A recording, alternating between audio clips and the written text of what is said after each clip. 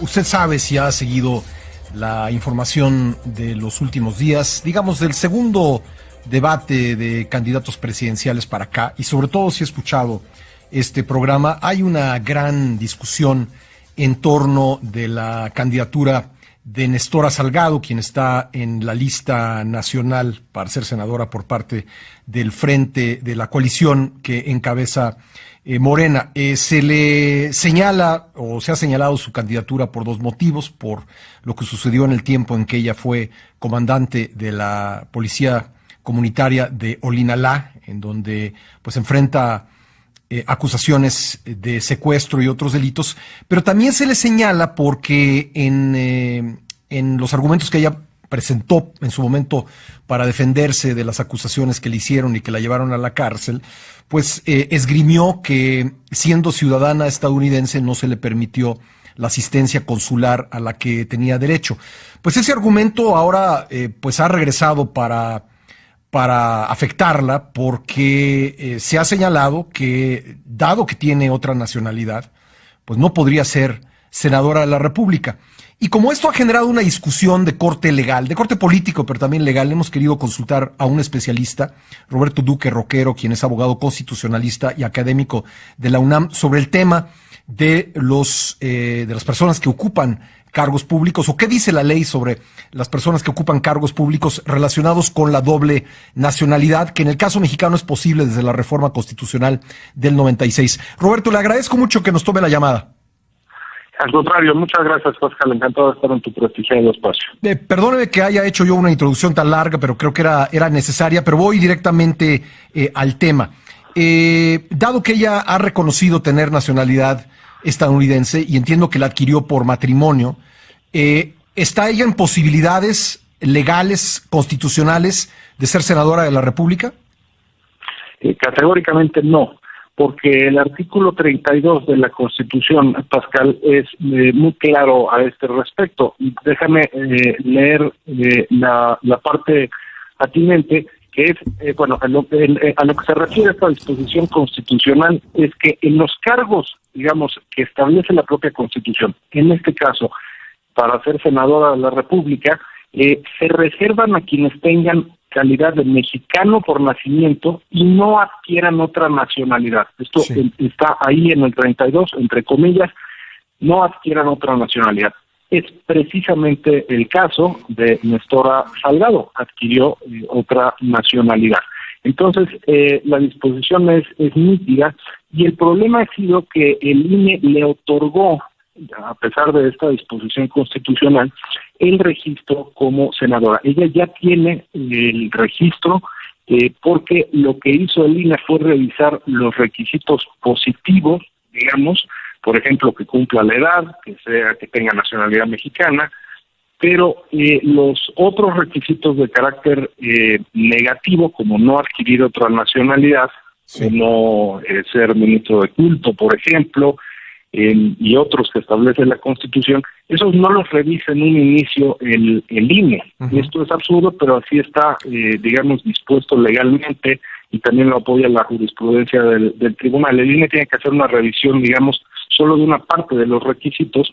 Ya vendrá un momento posterior al momento en el que el propio INE califique la elección, en donde debe necesariamente de volver a revisar los requisitos, y en ese momento sí creo que es cuando pues tiene que revocarse este registro de candidato. Ahora, el INE alega que no tenía forma de saber, y creo que hay que darle el beneficio de la duda, porque vamos a pensar, en el caso de una persona que haya nacido en otro país, o que tenga alguno de sus padres o ambos padres pues no mexicanos, yo no sé si en este caso se puede hablar de adquirir la nacionalidad de alguien, un ciudadano mexicano por nacimiento que nace en Estados Unidos, que hay muchos casos, digamos que se convierte en estadounidense automáticamente por haber nacido en ese país, o si tiene un padre extranjero o ambos padres extranjeros, también podría adquirir esa nacionalidad. Pero en el caso de ella, pues entiendo que no había ninguna de estas circunstancias, y que a lo mejor por eso el INE pues no estaba enterado que ella tenía la nacionalidad estadounidense. ¿O qué piensa usted al respecto?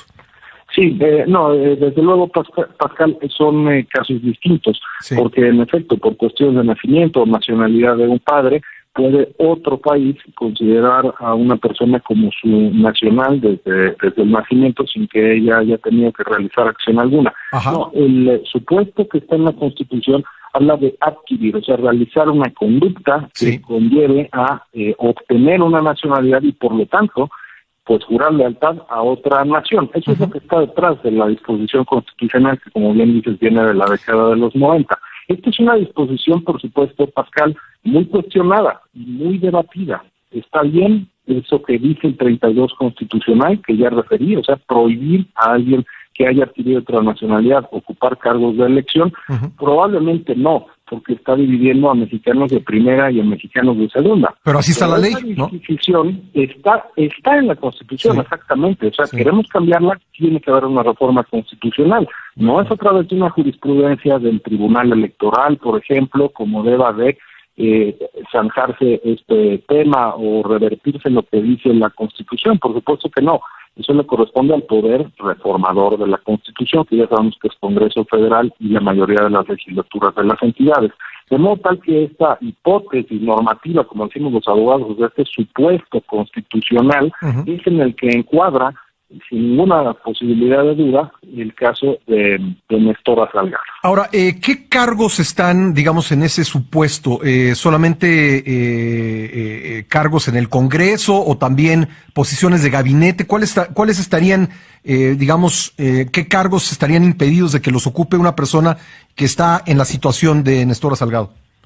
No, pues son muchos cargos. De hecho, son todos los que establece la Constitución en los que se requiere ser mexicano por nacimiento. O sea, todos aquellos donde encontremos esa expresión mexicano por nacimiento, debido al 32, aplica eso de no adquirir otra nacionalidad. Por ejemplo, pues integrantes incluso de órganos constitucionales autónomos, ¿no? Como el titular de la CNDH, consejeros electorales, cosas así. O sea, no son solo cargos de elección, son cargos que están dispuestos en la propia Constitución con esta exigencia del mexicano por nacimiento. Pero, por supuesto, aplica a los cargos de elección popular, como es pues cargos para el Poder Legislativo, ¿no? Como en este caso senador. ¿Qué pasaría, por ejemplo? Me acordé del caso de un secretario de Gobernación, Juan Camilo Mourinho, que nació en España. Yo no sé si él tenía pasaporte español, pero él, en ese caso, digamos que hubo una situación contraria a lo señalado por la Constitución. Pues sí, porque el artículo 91 de la Constitución dice que justamente que para ser secretario de Estado hay que ser ciudadano mexicano por nacimiento. Y pone la edad, ¿no? Además de 30 años cumplidos, pero al ser en el 91 mexicano por nacimiento, aplica lo del 32 constitucional. Ahora, no sé con precisión en el caso de Juan Camilo Mourinho si él la adquirió voluntariamente o es el otro caso que tú señalabas, ¿no? Que viene pues desde el nacimiento por cuestión de nacionalidad. Y en ese caso no sería... El caso es que también aplica a secretarios del Estado o secretarios de despacho, como dice la Constitución. Pero, por ejemplo, me acordé también del caso de Ernesto Rufo, quien fue gobernador de Baja California, es actualmente senador y es candidato a diputado. Él nació en San Diego, California, de acuerdo con su biografía. Tengo entendido que él sacó el famoso certificado de nacionalidad mexicana, lo cual implica la renuncia a otras nacionalidades, pero vamos a, dejar de lado ese dato.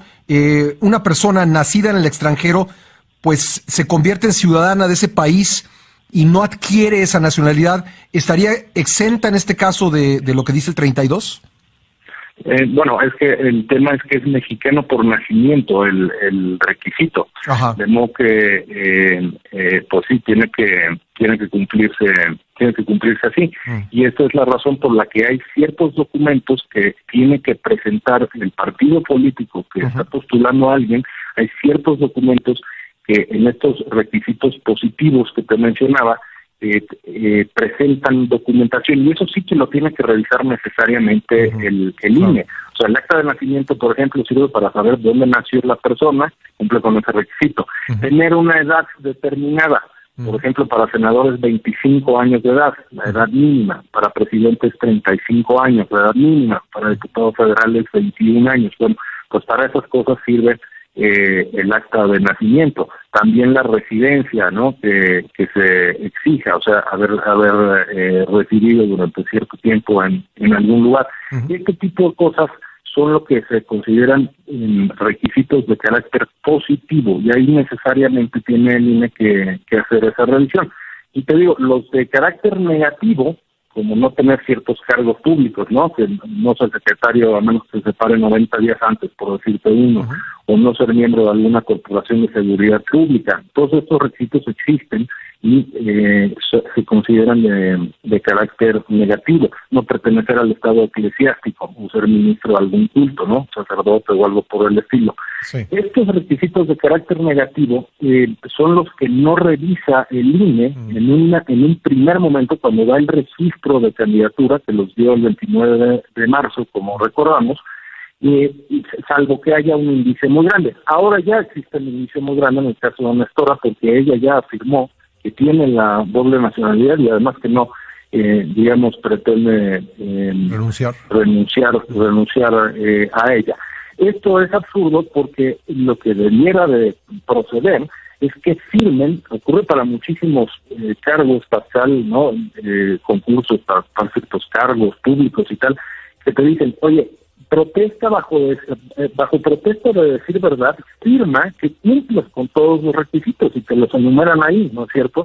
Eso es lo que debería de ocurrir. Sin embargo, así no es como funciona. Al INE nada lo obliga, digamos, a hacer eso, y por eso tenemos el problema de que ahora pues estará en la boleta electoral, porque como sabemos los plurinominales, como los conocemos, aparecen en el reverso de la boleta electoral, en este caso de senadores, y ahí vendrá el nombre pues de una persona que no cumplía en el momento del registro con los requisitos constitucionales. Ahora, ¿qué sucedería en un caso hipotético de que ella renunciara a la nacionalidad estadounidense, obtuviera el certificado de nacionalidad antes de la elección o después de la elección? ¿Se podría convertir en elegible, Nestora Salgado?